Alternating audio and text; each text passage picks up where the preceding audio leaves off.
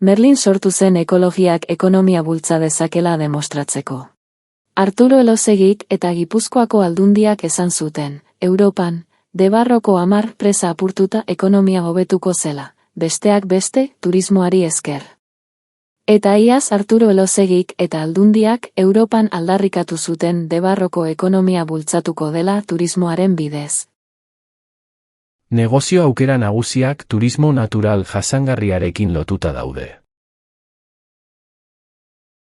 Turismo azterketak egiten laguntzeko, Europako Merlinekoek gida bat sortu zuten. Turismoaren bidez ekonomia suspertzeko bideak. Sarrera salmenta. Bisitarien gastu zuzenak. Negozio baimenak. Bidai agentzien baimenak. Lur alogerak. Soraluzen presak apurtu baino lehen, turismoak herriko ekonomia zelan suspertuko duen jakin behar dugu. Gainera, erabaki onak hartzeko, Merlinek gomendio larriak egiten ditu. Bat, finantza azterketa sistematikoa burutzea. Beste bat, turistek ordaintzeko prest dauden egiaztatzea.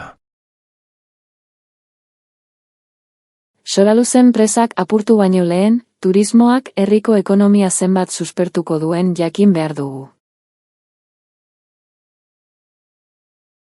Negozio aukera nagusiak turismo natural jasangarriarekin lotuta daude.